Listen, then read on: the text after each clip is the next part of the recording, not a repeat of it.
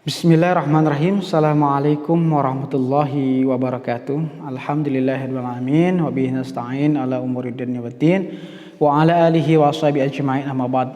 Baik anu sekalian yang dirahmati Allah Subhanahu wa taala, alhamdulillah kita memasuki pertemuan kedua dalam pembelajaran PKN ini ya, khusus untuk grade kelas 9. Tentunya anak-anak sekalian tetap semangat ya, karena kalian sekarang sudah memasuki kelas akhir ya di SMP ITSG ini, tentunya belajarnya juga harus lebih semangat. Oke? Alhamdulillah, seperti biasa sebelum kita mulai pembelajaran ya, sebaiknya kita berdoa terlebih dahulu ya kepada Allah Subhanahu wa taala, meminta pertolongan kepadanya agar dibukakan pintu hati kita dapat menerima informasi-informasi yang baik ya, ilmu-ilmu yang disampaikan oleh para guru yang lainnya, juga pelajaran PPKN agar dapat mudah dimengerti ya. Baik, kita berdoa terlebih dahulu. Bismillahirrahmanirrahim. Kita awali dengan pembacaan bismillah ya. Baik anak sekalian, silahkan dikasih waktu 1 menit lah untuk berdoa masing-masing. Rabbi zidni ilman warzuqni fahman. Rabbi zidni ilman warzuqni fahman. Ya Allah, berikanlah kepada kami ilmu juga pemahaman dengan ilmu-ilmu yang baru. Amin ya Allah ya rabbal alamin. Baik, anak sekalian yang dirahmati Allah Subhanahu wa taala, kita sudah memasuki pertemuan kedua di dalam pembelajaran PPKN ini ya, Pendidikan Pancasila dan Kewarganegaraan ya. Baik, semuanya sudah pada siap ya, sudah pada sarapan, juga sudah mempersiapkan diri untuk selalu on time dalam pembelajaran daring ini. Silakan buku pelajaran yang belum disiapkan, silakan disiapkan, nanti ditulis ya oleh kalian materi-materi yang penting, ya, poin-poin pentingnya sebagai bahan ajaran buat kalian. Oke. Baik, minggu yang lalu Ustadz menjelaskan tentang kedaulatan negara ya, kedaulatan negara Kesatuan Republik Indonesia ya. Minggu yang lalu Ustadz menyampaikan tentang kedaulatan negara Kesatuan Republik Indonesia ya kan, sudah disampaikan. Nah, kemudian minggu sebelumnya Ustadz menyampaikan tentang kedaulatan ya. Kedaulatan adalah kekuasaan tertinggi untuk menentukan hukum dalam suatu negara ya. Ustadz sekalian mereview dulu ya pembelajaran sebelumnya, agar nanti pembelajaran hari ini bisa menyambung dengan pelajaran sebelumnya. Kemudian negara itu memiliki kekuasaan tertinggi untuk memaksa semua penduduknya agar mentaati undang-undang serta peraturan-peraturan atau kedaulatan ke dalam ya. Ustadz juga sampaikan minggu kemarin bahwa kedaulatan negara itu ada yang bersifat ke dalam dan bersifat keluar. Nah, contohnya sifat yang ke dalam itu adalah mencerdaskan kehidupan bangsa ya, ikut serta mencerdaskan kehidupan bangsa, kemudian memajukan kesejahteraan umum ya. Nah, seperti yang Ustaz sampaikan kemarin tentang sekolah SMP ITSG dengan sekolah necis ya, itu ada kedaulatan ke dalam dan kedaulatan keluar. Jadi harus bisa membedakan ya. Nah, kalau kedaulatan keluar kemarin adalah kemerdekaan terhadap serangan-serangan dari negara lain dan mempertahankan kedaulatan luar. Jadi kalau ada serangan-serangan dari luar negara lain atau yang akan merusak negara kita, maka itu adalah salah satu kedaulatan keluar. Jadi kita harus mempertahankannya. Nah, kedaulatan punya sifat pokok yaitu asli, permanen, tunggal dan tidak terbatas ya. Kemarin saya sampaikan.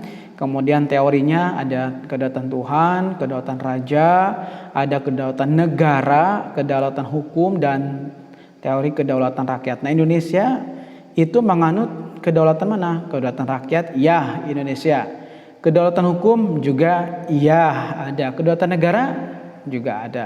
Nah, untuk kedaulatan Tuhan dan kedaulatan raja Indonesia memang tidak menganut teori kedaulatan itu, ya. Baik, sekalian yang Ustaz cintai kan Allah Subhanahu wa taala, sebelum Ustaz menyampaikan materi selanjutnya tentang bagian B, yaitu bentuk dan prinsip kedaulatan negara. Bentuk dan prinsip kedaulatan negara tentunya, sekalian, Ustaz akan sedikit dulu membuka satu video, ya. Silakan disimak baik-baik, ya, tentang sebuah negara.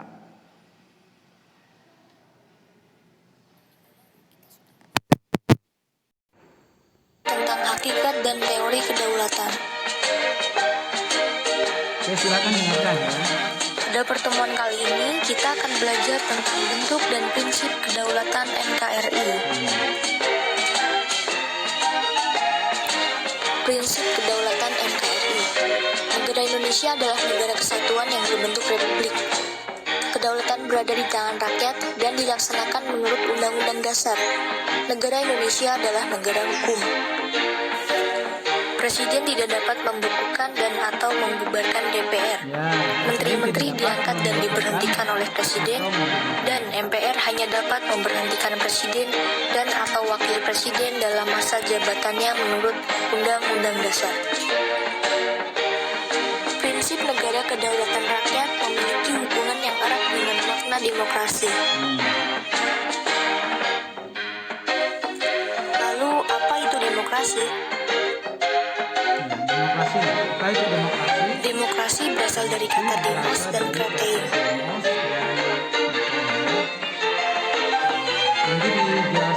Demos berarti rakyat dan kratein berarti pemerintahan.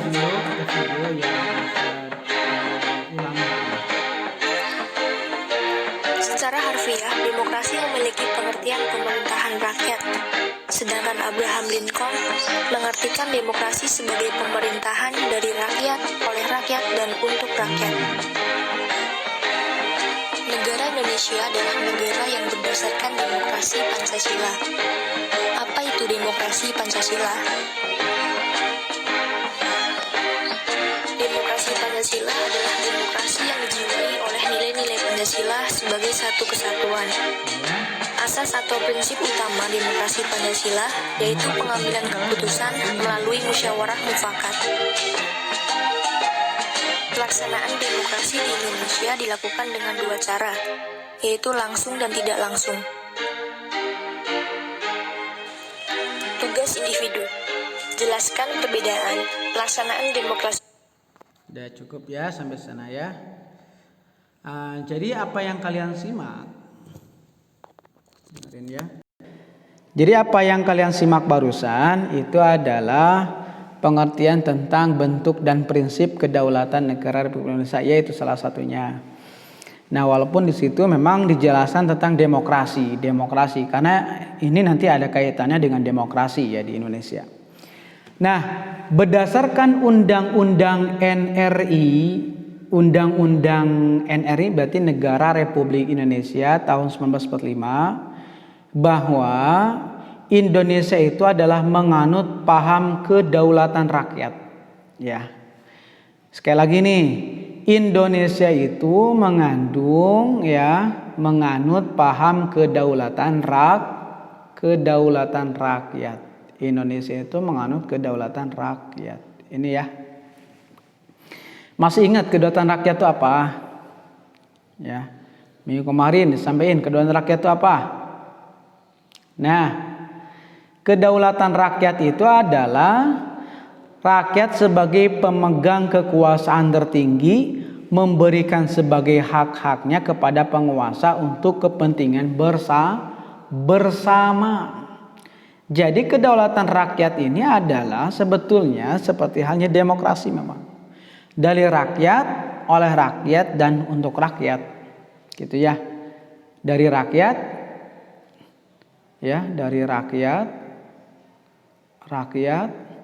kemudian oleh rakyat, dan untuk rakyat. Jadi seperti itu ya. Terus gini. Jadi seperti itu. di rakyat, oleh rakyat dan untuk rakyat. Itu adalah menganut sistem kedaulatan rakyat itu seperti itu ya. Jadi semuanya ada sistem demokrasi, pemilihan langsung. Nah, itu berdasarkan Undang-Undang NRI tahun 1945. Nah, kemudian amandemen pasal 1 ayat 2 Undang-Undang Negara Republik Indonesia tahun 1945 hendak menegaskan bahwa pemilik kekuasaan tertinggi di negara Indonesia adalah rakyat yang pelaksananya sesuai dengan dasar undang-undang dengan undang-undang dasar. Jadi sekali lagi sekalian, ini penting diketahui, hasil amandemen itu berarti revisi undang-undang ya. Pasal 1 ayat 2 Undang-Undang 1945 hendak menegas bahwa pemilik kekuasaan ya. Berarti pemilik itu berarti ya kita. Pemilik kekuasaan tertinggi di negara Indonesia itu adalah rakyatnya kita ya. Jadi sebetulnya kita, jadi seperti yang saya sampaikan tadi, dari rakyat, oleh rakyat dan untuk rakyat. Jadi sistemnya bentuknya jadi berputar seperti itu ya. Rakyat, oleh rakyat dan untuk rakyat. Jadi seperti itu ya berputarnya. Ya.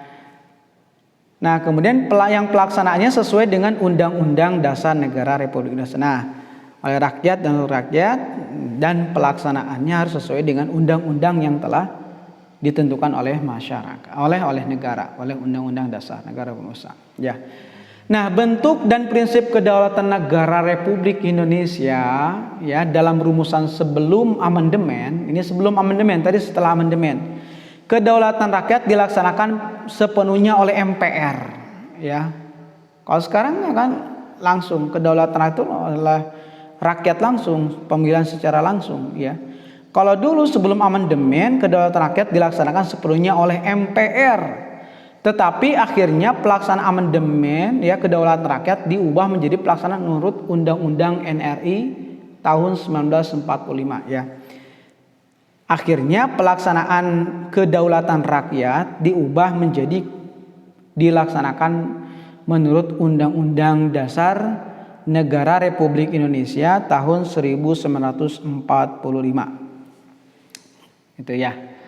Nah, kemudian sekalian, bentuk dan prinsip kedaulatan negara Republik Indonesia ini tentunya ada beberapa perubahan gagasan kedaulatan dalam Undang-Undang NRI tahun 1945 yang tadi, yang dibuat perubahan pada cara rakyat memberikan mandat terdapat penyelenggaraan kekuasaan negara ya. Jadi membuat perubahan pada cara rakyat ya, pada cara rakyat memberikan mandat terhadap penyelenggara kekuasaan negara ya. Nah, adapun bentuk dan prinsip kedaulatan negara Republik Indonesia ini ya menurut JBJM Emtinberger ya, adanya prinsip-prinsip negara hukum ya, adanya prinsip-prinsip negara hukum dan demokrasi negara hukum. Nah, ya garis bawah negara hukum ya, kita ganti warnanya jadi merah. Kemudian ada demokratis. Adanya prinsip-prinsip negara hukum dan demokratis. Demokratis itu berarti adanya pemilihan secara langsung oleh rakyat. Jadi tidak melewati MPR lagi, harus melewati rakyat. Ya, makanya ada pemilihan umum ya atau pemilihan legislatif ya, DPR tingkat 1, kemudian DPRD ya daerah dengan DPR RI pusat. Nah, yang berjalan beriringan memunculkan istilah negara hukum yang demokratis. Itu menurut JBJM Tinbergen adalah prinsip negara hukum dan demokratis. Itu menurutnya ya. Nah, sekalian, nah ada beberapa bentuk dan prinsip kedaulatan negara Republik Indonesia ini. Yang kalau tadi menurut siapa? Menurut Tinbergen ya, menurut ini. Nah, sekarang menurut Jimli Asidiki Menurut Jimli Siddiqi, gagasan demokrasi yang berdasarkan atas hukum. Kalau tadi mah hukum berdasarkan demokrasi, sekarang demokrasi berdasarkan hukum. Konstitusional demokrasi, ya, konstitusional demokrasi mengandung 4 prinsip pokok sebagai berikut. Apa saja? Yang pertama nih, yang pertama prinsipnya adanya jaminan persamaan dan kesetaraan dalam kehidupan bersama. Nah itu ya, di sistem demokrasi ya, dari rakyat itu harus adanya jaminan persamaan dan kesetaraan dalam kehidupan bersama. Ya. Kemudian yang kedua adanya pengakuan dan penghormatan terhadap perbedaan atau pluralis. Ya. Harus ada perbedaan atau pluralis, pengakuan dan penghormatan. Walaupun memang berbeda-beda suku, berbeda ras dan berbeda golongan, tetap ya adanya pengakuan, harus ada pengakuan. Ya, ini tadi udah. Kemudian yang ketiganya adanya aturan yang mengikat dan dijadikan sumber rujukan bersama. Ya, rujukan bersama itu berarti undang-undang dasar. Ya, adanya aturan yang mengikat dan dijadikan sumber rujukan bersama. Kemudian yang keempatnya sini ya, adanya mekanisme penyelesaian sengketa berdasarkan mekanisme aturan yang ditaati bersama dalam konteks kehidupan bernegara. Adanya mekanisme penyelesaian sengketa berdasarkan mekanisme aturan, berarti adanya hukum ya. Kalau misalkan kita melakukan persengketaan, maka harus bisa diselesaikan, harus dengan sesuai aturan hukum gitu ya, aturan yang ditaati bersama dalam konsep kehidupan bernegara. Berarti ya hukum, kita harus taati hukum yang ada di negeri kita Indonesia. Nah seperti itu ya anak sekalian. Nah kemudian bentuk dan prinsip kedaulatan negara Republik Indonesia ini berdasarkan Undang-Undang Negara Republik Indonesia tahun 1945 ya. 1945, prinsip-prinsip kedaulatan ya, prinsip-prinsip kedaulatan Republik Indonesia adalah sebagai berikut. Pertama ya, ini silakan nanti boleh sambil dicatat oleh kalian karena ini penting ya. Negara Indonesia ialah negara kesatuan yang berbentuk republik. Indonesia itu adalah negara kesatuan. Ya. Sesuai dengan sila keberapa kita? Sesuai dengan sila yang ketiga, Persatuan Indonesia. Jadi negara kita negara kesatuan yang berbentuk republik. Jadi persatuan gitu ya, kesatuan yang berbentuk republik. Karena dari Sabang sampai Merauke ada beberapa pulau di sana ya, dengan diizinkan Allah Subhanahu wa taala dengan landasan pilar dasar negara ini Pancasila, sehingga Indonesia itu alhamdulillah bisa menjadikan kesatuan Republik Indonesia ini ya. Kemudian yang kedua itu adalah kedaulatan berada di tangan rakyat dan dilaksanakan menurut Undang-Undang Dasar ya. Jadi dibuat dulu undang-undangnya. Jadi ketika ada kedaulatan berada di tangan rakyat, berarti kekuasaan tertinggi itu ya memang rakyat kita nih ya. Kita sebagai rakyat itu adalah sebagai kekuasaan tertinggi. Jadi kalau misalkan kita ada sesuatu hal yang berkaitan dengan rakyat, ya kita usulkan ya kepada salah satu utusan dari masyarakat, yaitu ada Dewan Perwakilan Rakyat ya daerah masing-masing untuk disampaikan kepada beliau-beliau. Nah kemudian yang ketiga, negara Indonesia adalah negara hukum ya. Indonesia adalah negara hukum. Jadi tidak boleh seenaknya, karena kita itu adalah negara yang menganut negara hukum. Jadi semuanya sudah diatur oleh hukum. Misalkan kalian nih kelas 9 ya, grade 9, menggunakan motor di jalan raya, kita harus mengikuti alur hukumnya, ya lalu lintas apa? Yaitu menggunakan sepeda motor harus dengan menggunakan helm. Ya, itu adalah sudah ketentuan. Ya, kita harus turut, tunduk dan mengikuti aturan itu. Kemudian sebelum kita mengendarai motor maka harus mempunyai SIM, surat izin mengemudi. Itu adalah salah satu negara Indonesia adalah negara hukum, ya. Tidak sembarangan, tidak seenaknya kita menggunakan motor pakai saja, enggak.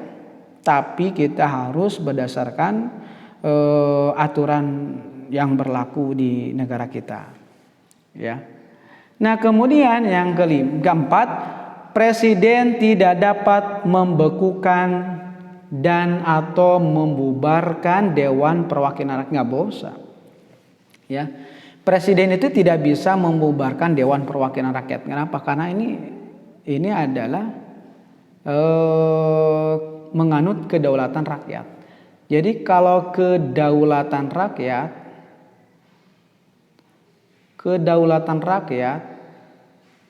ya. Jadi kalau kedaulatan rakyat itu nggak bisa. Masa kedaulatan rakyat bentuknya ya negara kita, tapi wakil dari rakyat dibubarkan oleh presiden, maka bertentangan. Jadi tidak boleh bertentangan antara satu dengan yang lainnya, ya. Nah seperti itu, jadi tidak boleh bertentangan antara satu dengan yang lainnya, ya. Kemudian yang kelima adalah bahwa menteri-menteri diangkat dan diberhentikan oleh presiden, ya.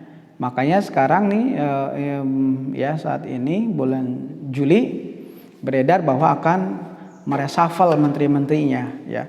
Nah, menteri-menteri itu adalah pembantu presiden untuk meringankan kerja-kerja negaranya.